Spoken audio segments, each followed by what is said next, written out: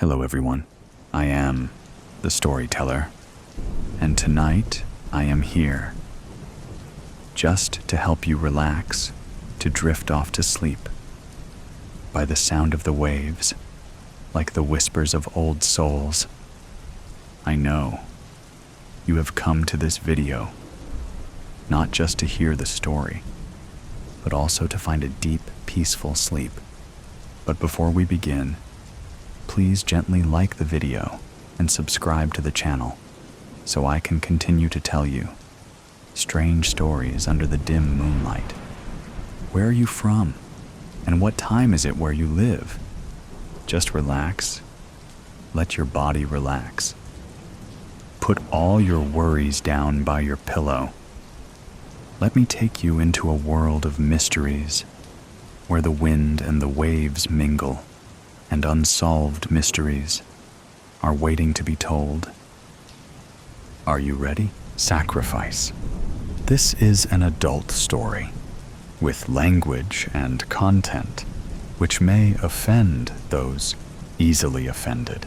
I can remember the sparkles, sunshine on water, at the river, that warm day in late spring. I remember the droplets on her skin, and I remember her eyes, her huge, childlike eyes, deep brown and clear and innocent, still unaware of her beauty, a child, her perfect sun-kissed legs. I couldn't keep my eyes off her.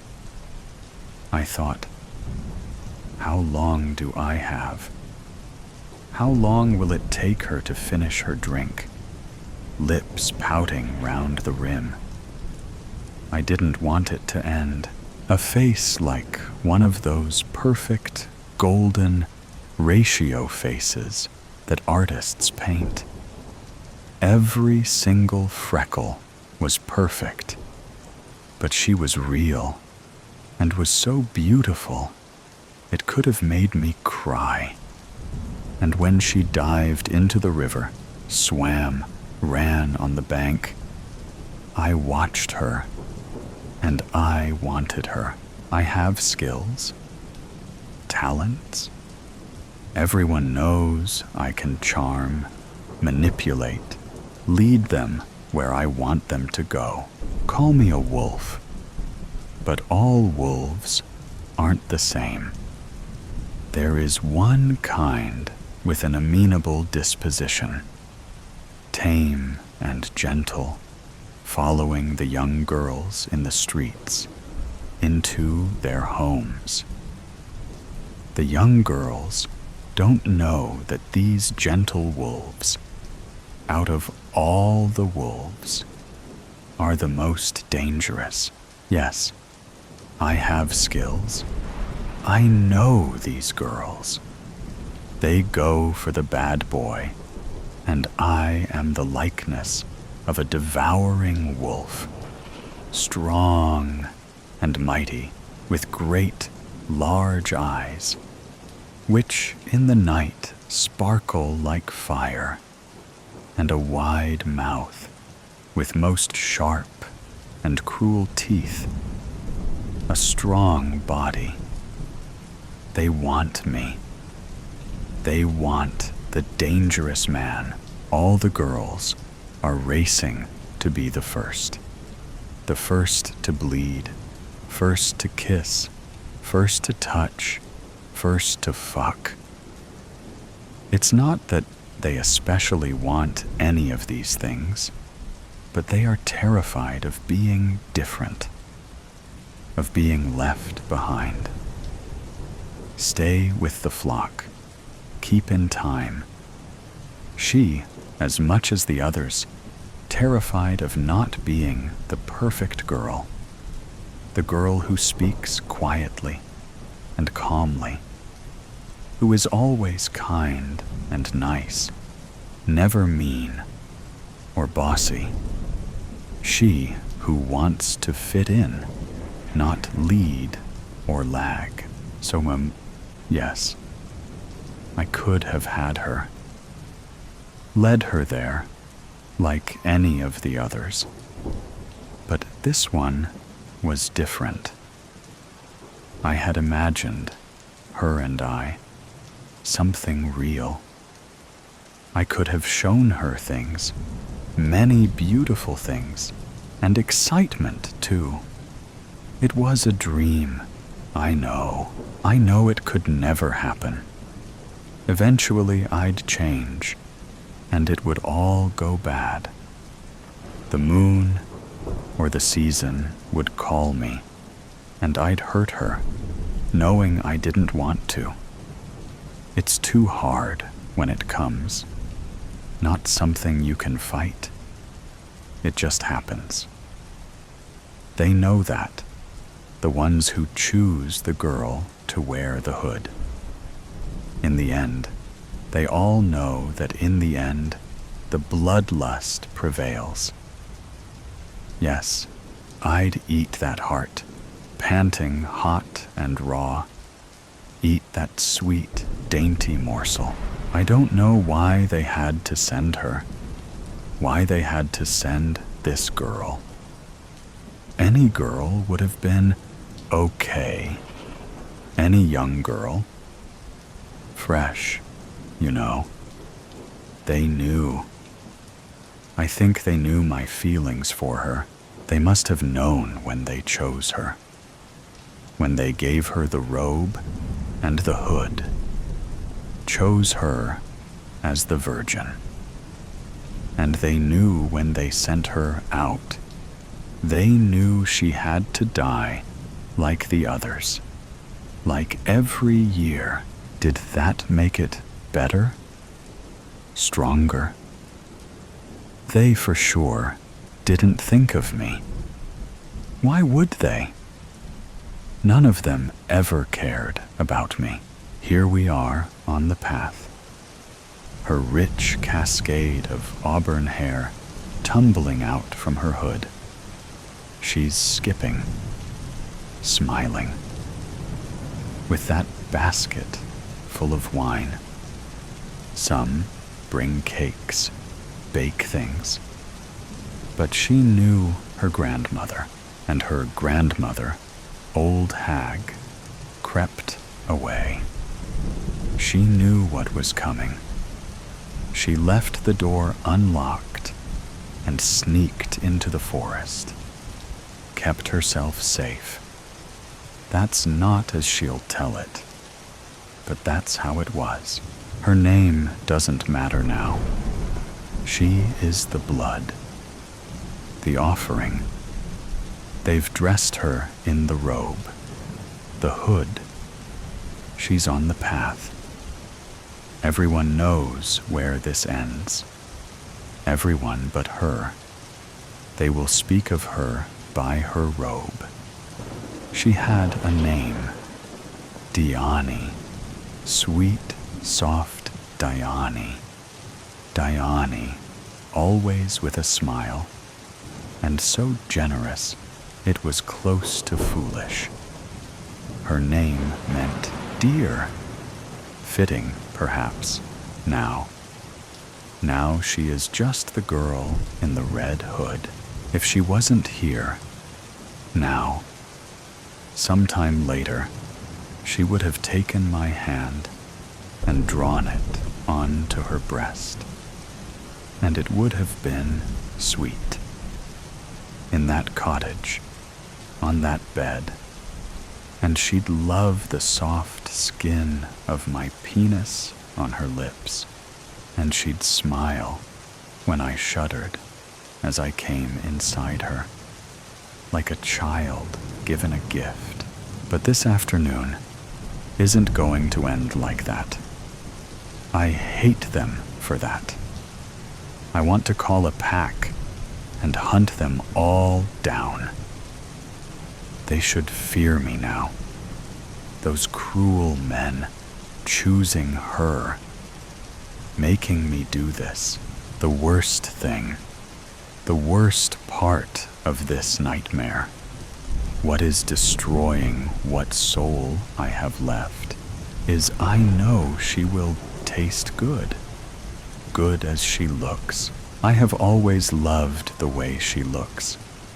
Pale skin and that mass of dark hair tumbling out from her hood. Those child eyes. Too big, really. Those dark brown eyes. A beautiful child face on a woman. I want to look into them and for her to see me. The real me, you know? Not just the teeth. How long has this gone on? Thousands of years. I have read. Yes, I do read. I am educated. I have read the Greek. Pausanias knew the how and why. Told the story in which, each year, a virgin girl was offered to a malevolent spirit, offered as a sacrifice. And this spirit, dressed in the skin of a wolf, raped and ate the girl. They will tell another story, one that ends well.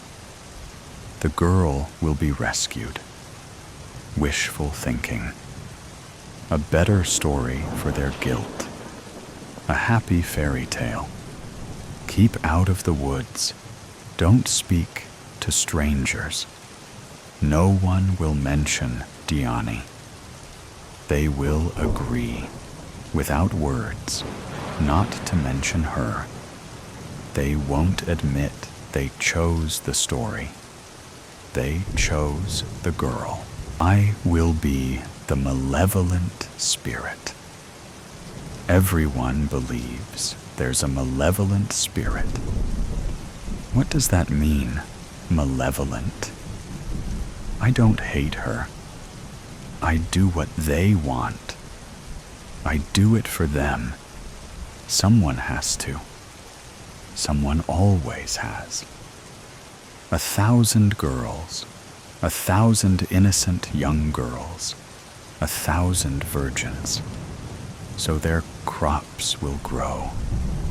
So their gods will smile. I don the skin, the rank smelling skin, and pull the fangs into my mouth. It will haunt me. Next year, and the years after, all I will see is her eyes. I will see my teeth in her eyes. Watch her last moments, her confusion, and the rising fear. Her scream as I take her. Remember her hair tumbling from her hood. Remember the soft, sweet taste on my lips. As we stroll through the woods, the flowers mock me. They cover the peaceful, sun-dappled glades. Bluebells crowding round the base of the trees like flirting girls.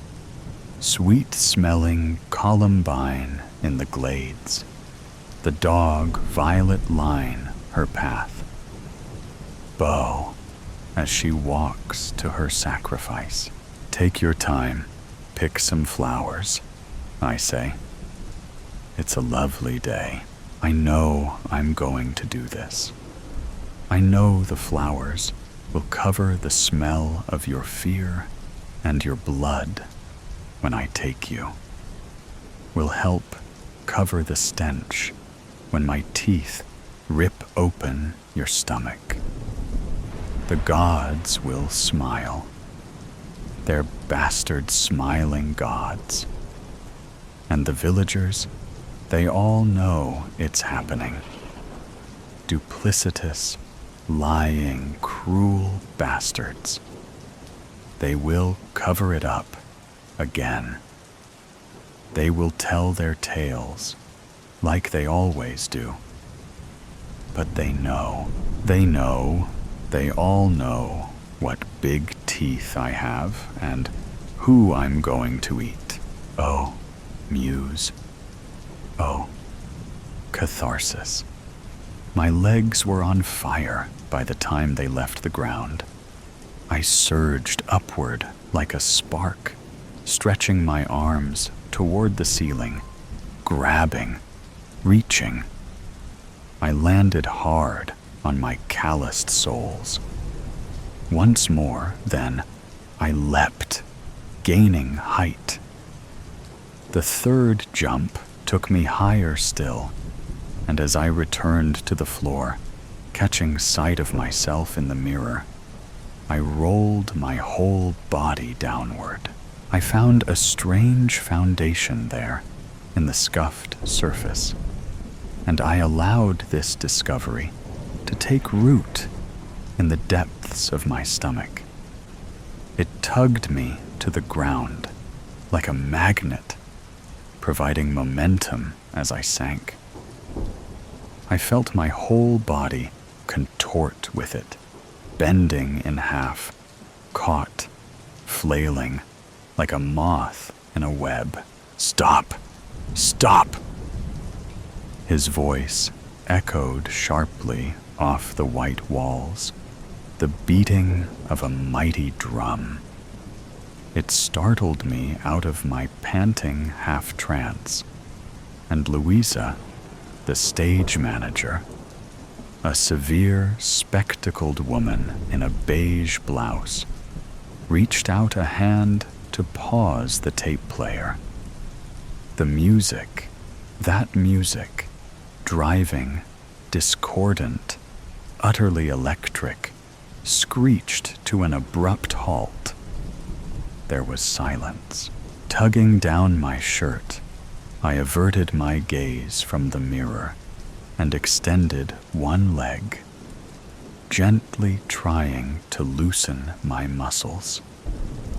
But booming in that same voice, the voice of the giant that he was, he rose from his chair and began to circle me like a desert bird. "You're dragging, Hector," he said. "You're descending into the earth too slowly. You understand? You lack impetus." His words rattled his throat as though it were an iron cage. "The dance is precise. That is the challenge of it, yes? It looks wild. It feels wild when you are in it, I know, but it is precise. It is specific. Every motion has intention. 1, 2, 3. He slammed his foot with each word, punctuating them with the thump, thump, thump of his shoe. He rocked his pelvis down, trying to mime for me what exactly I was ruining. And while he could no longer exert himself the way he could in his youth, I saw the whisper of strength in his limbs, the dancer, the echo of the titan he once and still was. At that moment, I hated myself for dancing badly. Really, the only thing worse than dancing badly is knowing that you are dancing badly, that others can tell you are dancing badly. I never imagined I would dance badly before Dimitri Lamoureux. I never imagined I would be dancing this piece before Dimitri Lamoureux. Choreographer, director, writer, living legend. He had, in his prime, created 6 variations of what he called human dramas with music. Not quite musicals, but real, honest-to-God works of art. And in my mind, they still towered over the blockbusters dominating Broadway at the time. Louisa, his longtime collaborator, had worked on every premiere and some revivals, such as this one. Lucky her. Lamoureux had practically invented a new language of movement, a language which would inspire crude imitation after crude imitation. Yet nothing compared. He had flown close to some secret glory, some cosmic thing that no other artist had ever even glimpsed. He was Icarus, never fallen, and I was just me, stupid, out-of-work me. Through dumb luck, I never believed they really liked me in that singing prescription pill commercial. I would actually get to perform No Place, the No Place, that seminal solo dance from Human Drama with Music #1, Catabasis. It was not quite a featured 20-minute dream ballet. No. In fact, it had been described by at least one critic as a night terror. Primal, cerebral, something that burrowed into a person's head. It was a career maker, though.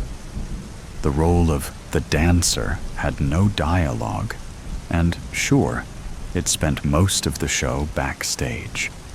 I hadn't even rehearsed with the rest of the cast yet, but if I could step out and command the room for just 6 minutes and 18 seconds, I would get to do this, and nothing but this forever, until my body gave out. And I wanted that more than anything. I saw a grainy recording of No Place on PBS as a child. Flipping through the channels in that little apartment, my knees digging into the living room carpet, I paused as a lone figure emerged onto a darkened stage. Dressed in gray fabric, hunched in a solitary white spotlight, his body heaved with bracing breaths, ignited by a swell of wind and the crash of drums. He spun in a circle before bending backward completely, with a flexibility I could only hope to one day possess. With each movement, though, with each count, I found myself drawing closer and closer until I was practically pressed flush against the screen, near enough that I could feel the cold static pricking the skin of my face. Poised like that, I extended both my arms outward and began crudely mirroring the dancer's steps. Back up, Hector. How many times do I gotta tell you? You're gonna burn your goddamn eyes out, my father growled. Coming up behind me, he ripped the remote from my hands and changed the channel. He barked at me for blocking the picture, but I had already seen the dance. I had seen it, and having seen it, I craved it, like I had tasted blood. And from that day forward, I devoured TV listings whenever I found them, flipped through magazines in grocery stores, or turned on the guide channel to let it roll. Blue in the static dark, searching, hoping it would appear again. I had asked my mother for lessons once, I remember, but she never really gave me an answer. I think she hoped I would simply forget. Not because she didn't want me to have them. No. But because he wouldn't have wanted me to. I had overheard one morning a suggestion that he would smash my toes if he caught me standing on them, like a ballerina. I figured she had broached the subject. Either way, They aired the recording of Catabasis again in the autumn, very late at night. Long past the hour I would be in bed, or sensible people would be watching. But I had planned for it. For weeks, I had been saving wherever I could. Change from lunch, or from errands to the corner store. Standing in the doorway to my bedroom, one eye on the alarm clock, I, knowing I couldn't be late, clutched the blank VHS tape to my chest. I had scrounged up just enough to buy it for this singular, solemn purpose. I had made this walk many, many times. The long corridor past my parents' bedroom to the living room. And I knew, by then, that I had to take the trek in threes, extending my legs every third step to avoid the spots where the floor creaked. I listened to my father's snoring, holding my breath as I moved, 3 by 3, avoiding the noise, avoiding the discovery, only to take off running as soon as I felt carpet. Hurrying to the television, I muted it with the remote before shoving the tape into the VCR. And as soon as I was sure that little red light was blinking, I watched. Yeah, I watched. And I mirrored the silent movements as if compelled, as if called. And while I didn't learn to dance for real until high school, when I could spend more time outside the house, I did dance for real that night. I hid the tape in a corner of my closet and snuck it out again and again, whenever the opportunity arose, until it broke and I couldn't even rewind it anymore.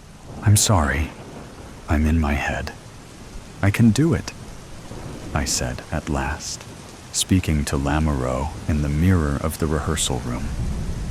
I shifted my eyes to the floor, but he pulled up my chin, forcing me to look at myself. I know you can, Hector.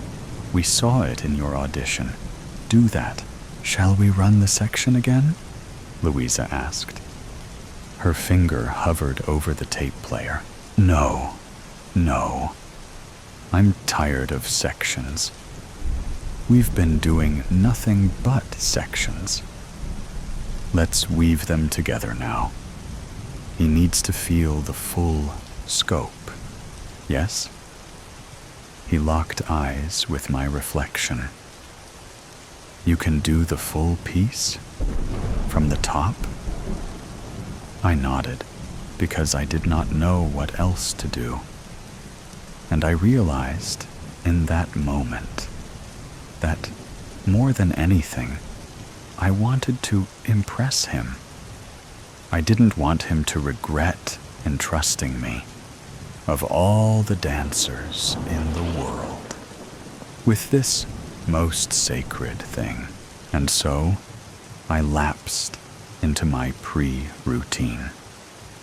Walking in a circle, the wood cold beneath my feet, I counted my steps in threes, stretching my legs at every third, out of habit or tradition or superstition. I rolled my hands downward next, running my pointer finger along each of my toes, counting out all 10 before taking my place before the mirror. Lamoureux settled back in his chair with a grunt, and turning to Louisa, I gave a nod. She pressed a few buttons, and with a low analog whir, the music began. I exhaled, my whole chest heaving. and counting to myself, I began. Turning, whirling, writhing, I bent myself backward, stretching my entire torso. Lamoureux, too, began keeping time, stomping away with his foot, watching every movement I made, driving me forward, taking hold of the energy I was hurling out into the space. Thump, thump, thump, thump. Each beat seeped into me, filling the pores of my thrashing body and setting my muscles ablaze. I blinked, and at first, I was not even sure I had seen it. It began as something of a flicker of light, a vague shadow over my left shoulder, almost a smudge on the mirror. The music hastened, and Lamoureux thumped time. And as if keeping up with it, the thing in the glass moved. I spun too, and it seemed to spin with me. But locked into the dance, I did not stop to look. No, I spun. And I spun lost completely. And with each turn, the shape seemed to take more solid form, until I, facing the mirror, panting, aching, could see it, really see it. Skeletal limbs, impossibly long, arachnid almost, pulsed with tendons and throbbing red veins. It swayed back and forth, collapsing and contorting in on itself, creating and uncreating, almost imitating my movement, but stretching them to the mocking brink. It was a figure, a rotting husk, forged as if from teeth and flesh and living darkness. It moved in a way nothing I had ever seen moved. Choreographed chaos. A star imploding in on itself. A jellyfish. And yet, a man bending completely in half, twitching. It flipped its torso upside down, and its swollen head smacked the floor with a sickening, wet crunch. Somewhere beneath the thumping, I thought I could hear a raw, splintering noise, one that could burrow into a person's skull, digging like claws through grave dirt.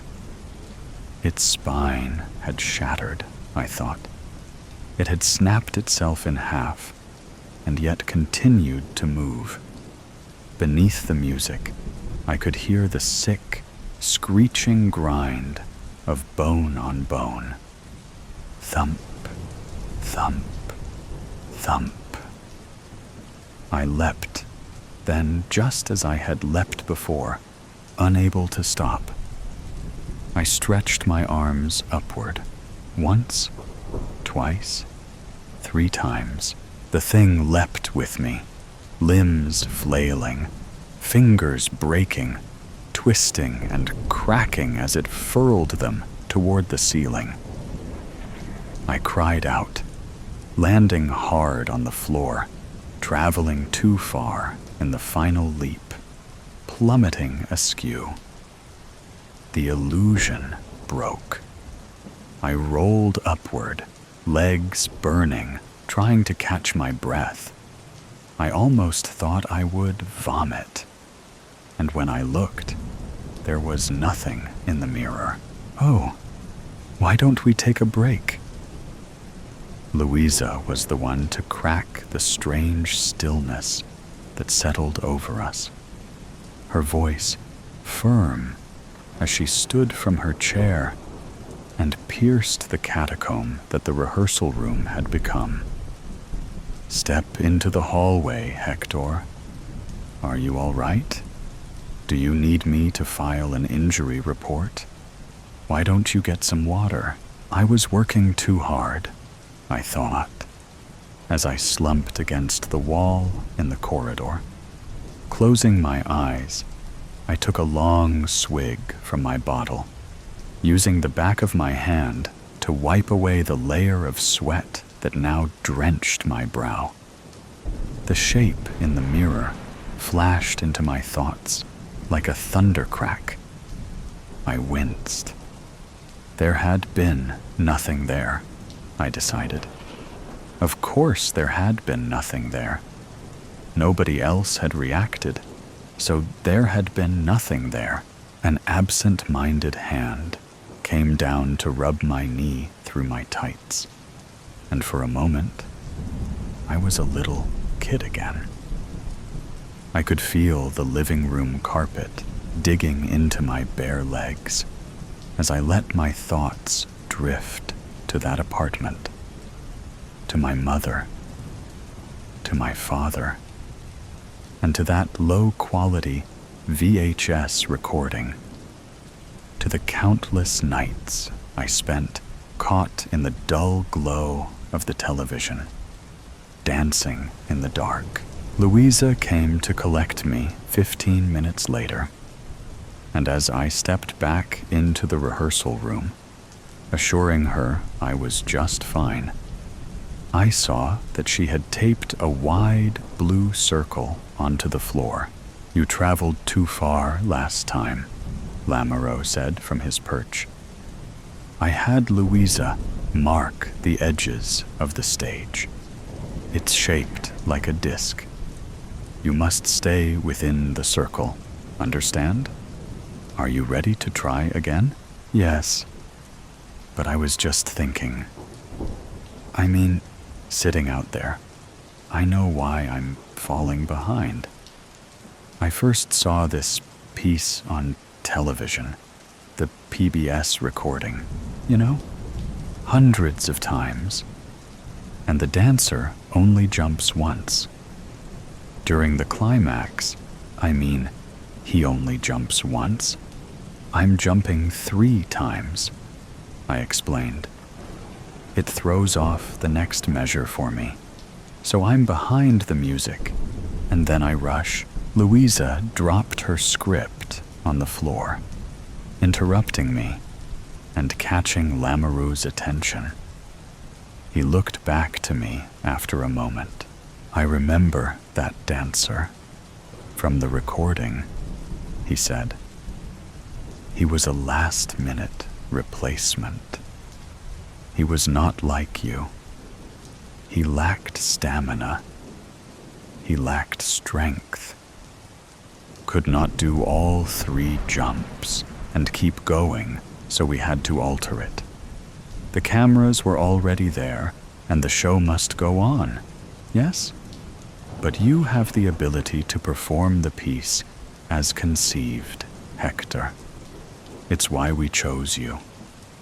3 jumps. Forget what you know.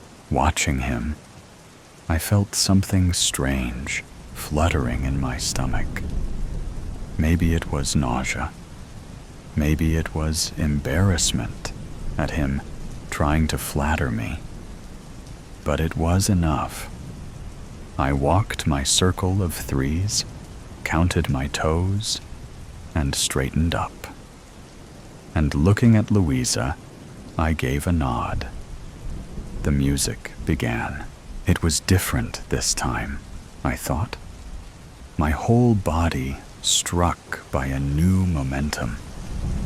I lurched to the left and then to the right, writhing downward, finding each moment, each breath, each precise movement. Lamoureux was not thumping, and while I only caught glimpses of him as I spun, something odd bubbled across his face. Excitement, maybe, or pleasure, and I had done it, I thought. I had danced before the master, and at last I had done it well. Still, I found that I dared not look in the mirror. Not really. Dared not allow my eyes to focus too long on my reflection, lest I see the mover. Some part of me, even then, thought maybe it was still lurking there. I jumped. Once, twice, 3 times, extending my arms, my feet finding the floor as I plummeted down, sinking into the earth. I rolled, discovering that solid foundation again, finishing the dance with one final gasp as the music surged and ended in a cacophony. I had done it, panting, soaked, breathless. I looked up, then my limbs ablaze. I looked up, and there simply was no mirror. In its place, there was only an unbroken wall of black, an abyss. Something moved within it, though, dancing through the void, crunching, whirling, twisting, and thumping. I watched it now, watched the way it transfigured itself. It was almost divine. Some odd part of my brain thought, the way it moved, like nothing else had ever moved. Stunning, yes? Lamoureux said, coming up behind me as I knelt there. He placed a hand on my shoulder. Louisa joined him, and all 3 of us looked. Do not be afraid. It dwells there in the dark. No man in no place. Yes, always there, I think, just beyond what we can see, at least until we descend into it ourselves. He laughed. Do not look for the dead in the glass. You'll not like it. He squeezed my arm. The dance, exactly as devised. 3 jumps when not in public performance, thins the veils, allows us to see. A ritual, if you like. Are we artists, not magicians? And David danced before the Lord with all his might. Louisa and I have not seen in a long time. But I can no longer dance like you. What is it? I asked hoarsely. Do I know? A muse? It moves like the breath of the universe, walks the edge of it, an echo of what has always been. Maybe God.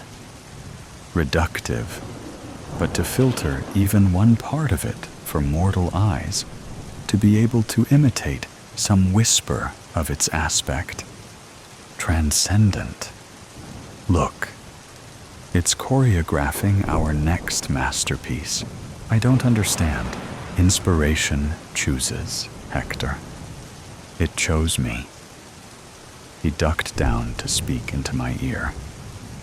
I knew when you gushed about that videotape at your audition. Catabasis has never been recorded for broadcast. Why then did you and only you see it? How? To learn. My eyes widened. So be its filter, be its mirror, be sainted. I rose. I watched. My legs burned.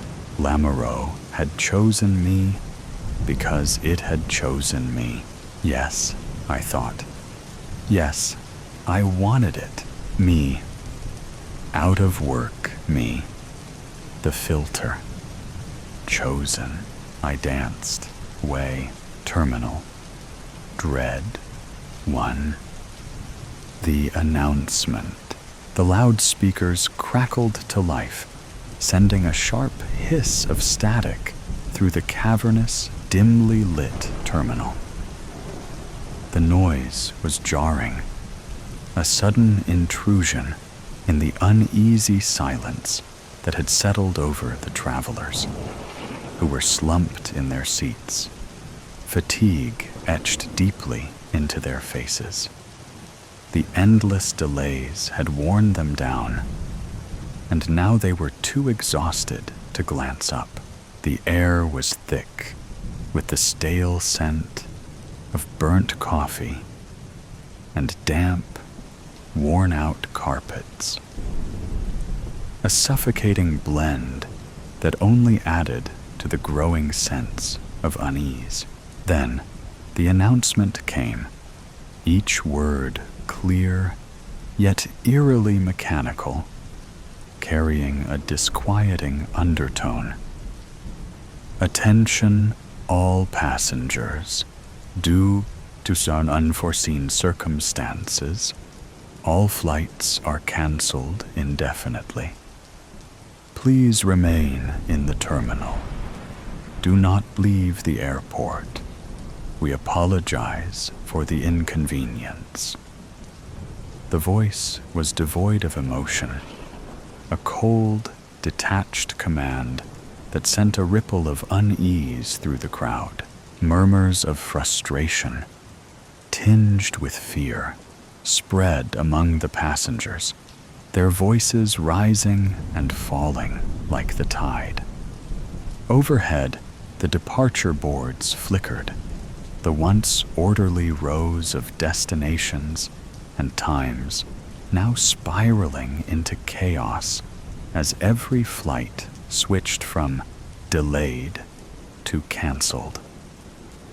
The fluorescent lights above seemed to dim in unison, their sporadic flickering casting long, jittery shadows across the floor. The terminal, once bustling with the energy of travel, now felt vast, cold, and hollow.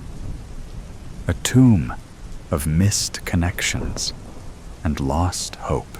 To the unseen, hours dragged on, though no one could tell whether it was hours or mere minutes.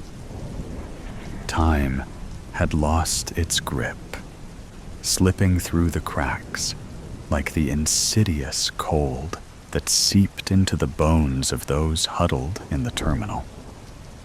People tried to make themselves comfortable, reclining awkwardly on the hard, unyielding plastic chairs, some curling up on the cold, unforgiving floor. Others wandered aimlessly, their eyes hollow, faces pale under the flickering lights. The airport staff, usually a constant presence, had vanished without a trace.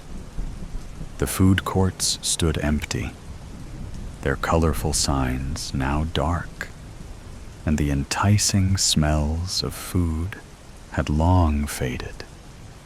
Even the ever-vigilant security personnel were nowhere to be found. The only sound was the low, relentless hum of the air conditioning. This dull drone draped the terminal in a blanket of oppressive silence. Occasionally, the rustle of a traveler shifting uncomfortably, or the faint tap of rain against the massive windows, broke the quiet. Still, these sounds only served to amplify the growing sense of isolation. The terminal's once familiar noises had transformed into something alien and unsettling.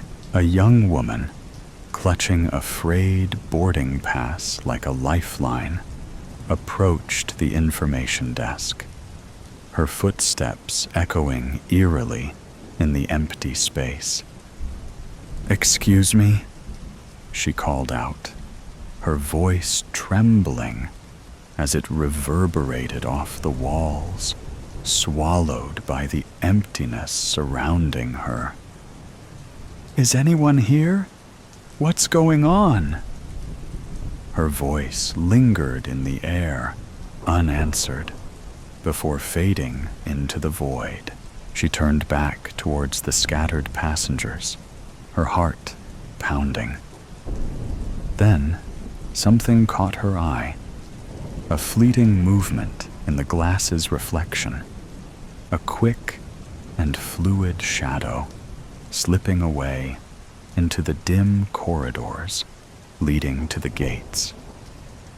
She spun around, eyes wide, but saw nothing. The same lifeless scene. Yet something had changed.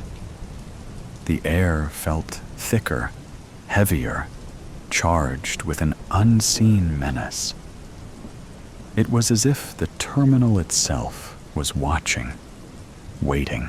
Others began to sense it too. Paranoia spread like a contagion, infecting one passenger after another.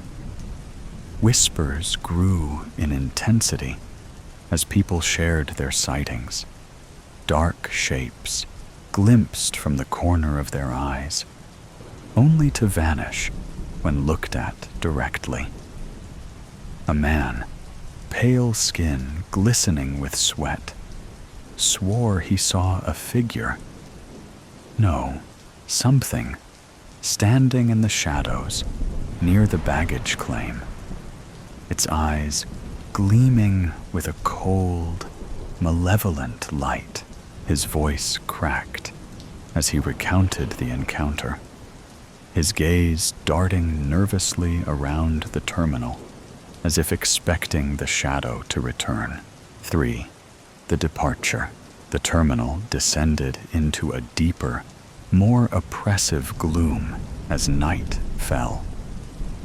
The few remaining lights flickered and buzzed, casting long, wavering shadows that seemed to stretch and twist in unnatural ways, their edges fraying as if they could reach out and ensnare the unwary. The temperature dropped, a biting chill creeping into the air, chilling the travelers. It was a cold that wasn't just physical. It carried the weight of something ancient and malevolent, something that didn't belong in the world of the living. A family huddled together near a gate, the mother clutching her children tightly, her eyes wide and wild as they darted around the room, watching the shadows with growing terror.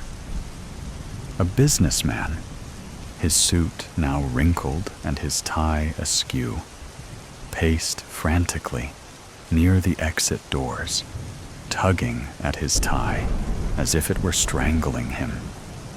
Others remained rooted to their seats, too afraid to move, their eyes heavy with exhaustion, yet wide open with fear. Sleep was not an option. The darkness held many unknowns and unseen threats. Then, a sound came from deep within the terminal, a low, rhythmic thudding, distant at first, but growing steadily louder. It was the sound of heavy, deliberate footsteps echoing through the deserted halls. But these weren't the footsteps of a person. They were too slow, too heavy, and each step seemed to reverberate with a dull finality, like the tolling of a death knell. Panic erupted. People screamed, bolting in all directions, their frantic movements chaotic and disoriented as they searched desperately for an escape. But the exits were sealed, the heavy glass doors locked tight, the windows impossibly thick, distorting the view outside into a surreal, shifting landscape that offered no hope of escape. The shadows were no longer content to linger at the edges. They moved with purpose now, fluid and sentient, slithering along the walls, creeping beneath doors, stretching across the floor like dark tendrils seeking out the terrified passengers. One by one, the travelers were claimed. The shadows reached out, ensnaring them and pulling them into the darkness. Their screams echoed briefly, only to be abruptly cut off as the shadows engulfed them and dragged them into the abyss.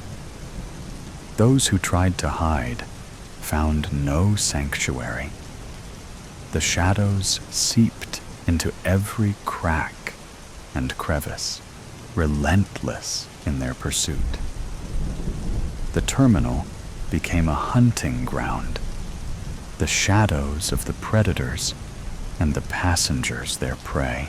For the truth, the terminal was silent once more, save for the occasional crackle of the intercom and the distant, echoing thuds that marked the end of yet another life.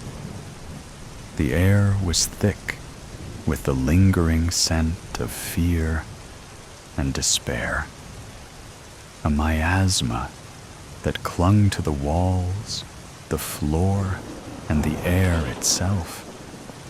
Then, as if in response to the bloodshed, the final announcement came, its tone eerily calm, almost soothing. This is a final boarding call for Flight 66. Passengers, please proceed to Gate D for immediate departure. A small group remained, huddled together, their bodies trembling with exhaustion and terror. They stared at each other with hollow eyes, their faces pale as the full horror of their situation sank in.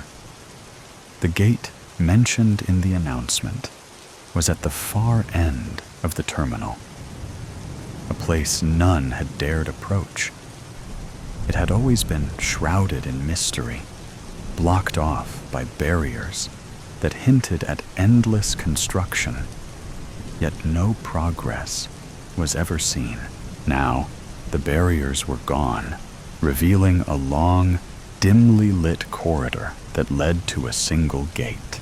The gate loomed ominously at the end of the corridor, its door slightly ajar.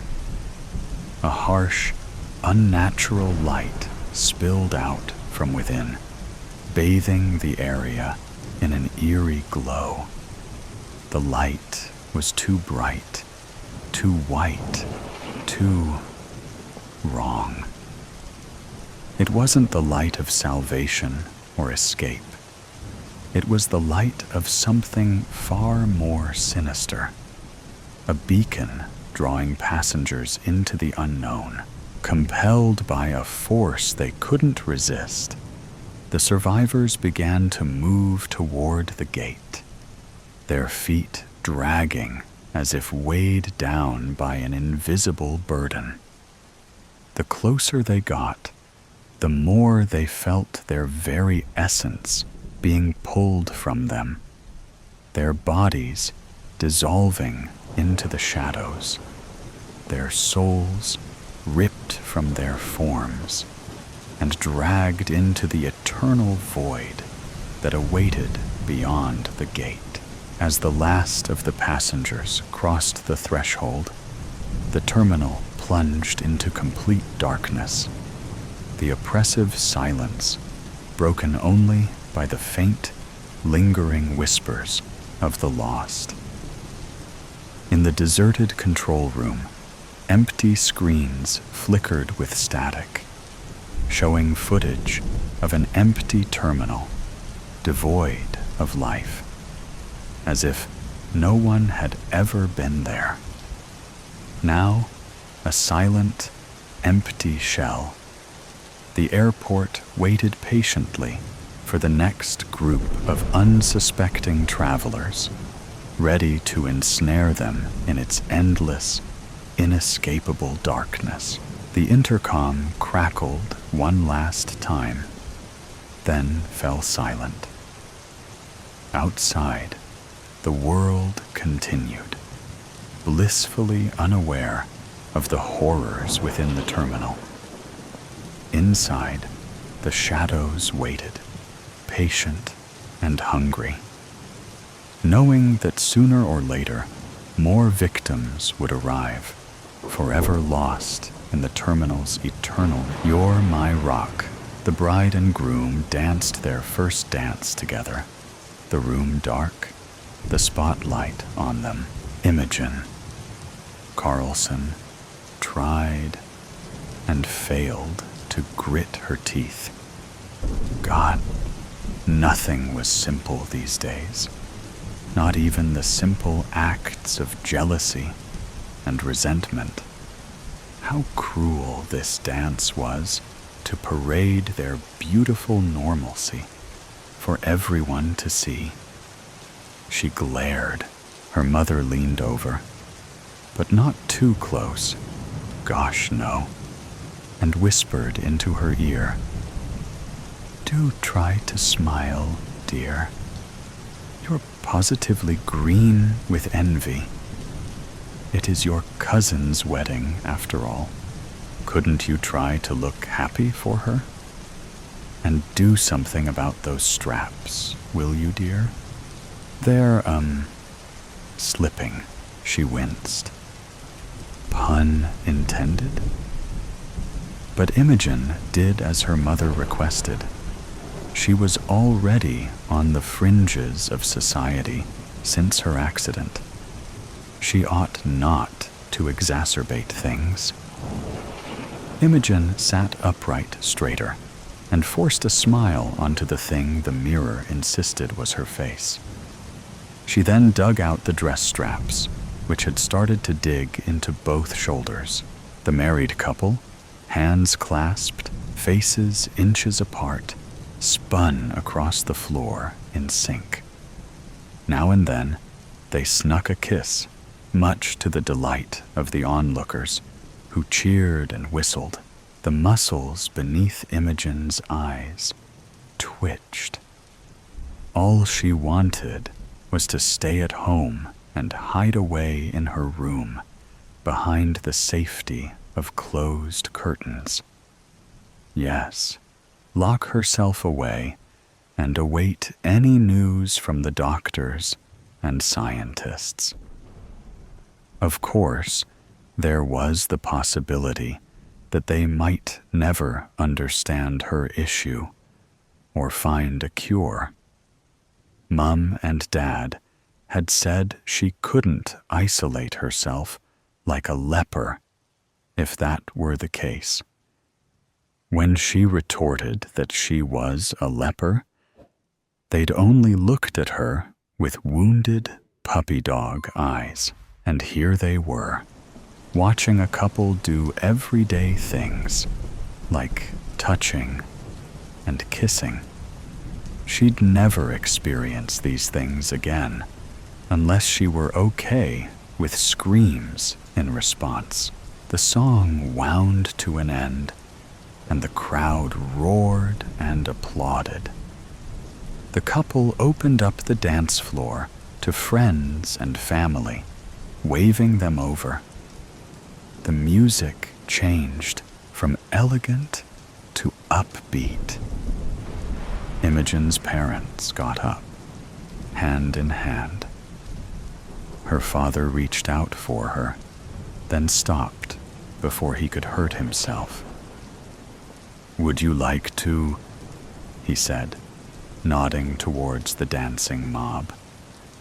When he saw the slight shake of his wife's head, he answered himself, "No, I suppose you better not." Acidic bile stung the back of her throat. God, she wanted some cake.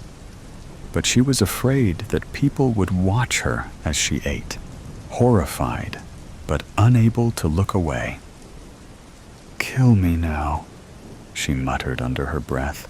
"Oh, if I did that, I wouldn't get to introduce you to Alan." Imogen jumped and yelped. It was Martin, the groom. He wore a tux and held a glass of white wine by the stem. He was smiling at her, a mischievous twinkle in his eyes, heart squelching in her chest. Imogen frowned. What was he here to do? Make fun of her? Pull a prank on her? She'd had enough of that from the local kids, who posted jelly packets through their letterbox. She supposed Mum had told her sister, who told her daughter and her groom-to-be. Not that they wouldn't have been able to see that something was wrong with her as soon as she showed up. During their first dance, the only light sources were the DJ's spotlight and Imogen's skin. "Who's Alan?" Martin's smile widened. He was tipsy. "An old school chum of mine. I thought you two would hit it off." Imogen's furrowed brow deepened. Martin had to be joking. And why on earth would anybody hit it off with someone like me? You can see me, right? "Because you're looking positively radiant tonight," said Martin with a wink. Imogen stared at him. He faltered. "Sorry, not funny." The corners of her lips twitched. She could see why her cousin liked this man. He was kind and genuine. "It was a little funny," she conceded. He relaxed. "Alan's a great guy, and he just arrived. He couldn't make it to the ceremony, otherwise you'd have definitely noticed him. There had to be a catch." "Okay, well, what's wrong with him then?" Martin nodded, as though he'd expected this. "Alan had a little accident a few months back. He's been struggling with it. I thought the two of you might have a lot to talk about." Imogen winced. Man, she had a tongue of acid sometimes, like the rest of her. "Oh, I'm sorry. I didn't mean..."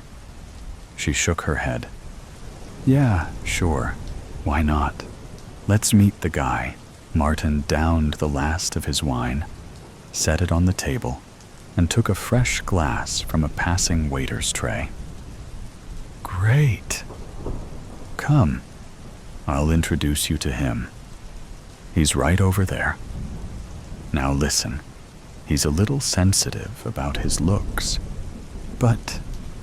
Martin stopped and looked at her, swaying. "I don't think you'll judge him too harshly on that account." Imogen gasped when she saw him. Alan was sat alone in the far corner of the room, where the shadows swam, nursing a drink. He appeared to be a stone golem. "Imogen," slurred Martin, gesturing back and forth. "This is Alan I was telling you about. Alan, this is..." Imogen stepped forward with a genuine smile for the first time in months. She cut Martin off. "Imogen, she said. "It's a pleasure to meet you, Alan." Alan groaned, eyes fixated on his drink, which the servers had served him in a metal beer stein. "Yeah, sure it is. You've had your look at me now." "I haven't finished having my look at you, Alan." Alan flinched, looked up, then gasped. "Oh," he said. "Oh," she answered. Martin laughed, his glass of wine half empty. "All right. I'll pat myself on the back and leave you two to get to know each other. Have fun." She sat beside Alan, who could not take his eyes off her. She removed her polyester gloves to reveal her transparent, gooey green skin. Car crash, 2 lorries, each carrying mutagenic agents, collided. Nobody was hurt, except for a certain Imogen Carlson. She was trapped in her Pinto when the chemicals combined to make something new. Now I can't touch organic materials without absorbing and dissolving them. Alan nodded. He'd ripped his suit where he'd tried to pull it on over his gravel surface. "I was backpacking alone when I got the phone call that my mum had fallen down the stairs. I rushed home, taking a shortcut through the haunted mountains. I ignored all the warning signs telling you not to. I guess the mountains took it as an insult and cursed me to a life of cold stoniness. Mum's fine, by the way." Her heart ached for him. "I'm sorry." "Yeah, me too. Must suck not being able to touch anyone. Doctors much help?" She shook her head. "Nope. They've no idea." "Mine neither. They said they've never seen any rock like it, that it doesn't seem to be organic." She gaped at him. She looked from her green, gloopy hand to his rocky one. She looked at him, a question in her eyes. Alan took a minute to register the importance of what he'd said, eyes widening. And then he smiled and answered the question by taking her hand with his. He did not scream. There was no bubbling or sizzling. Imogen did not feel the strange sensation of eating via something other than her mouth. She'd experienced it before, and it wasn't pleasant. "Wow," she said, unable to say more. Alan leaned closer. "Would you like to dance, Imogen?" She thought about it, then threw her anxieties to the wind. Yes, I would, Alan." On their way to the dance floor, Alan stepped on a man's foot, breaking it. Alan didn't notice the screams for an ambulance.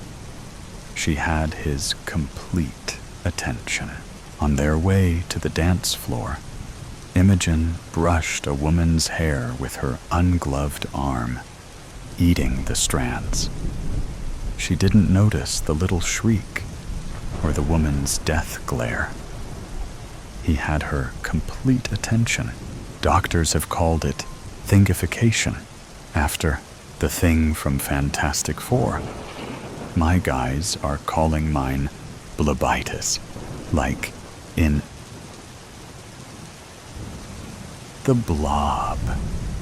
I see you've also spent a lot of time hiding away indoors, glued to the screen.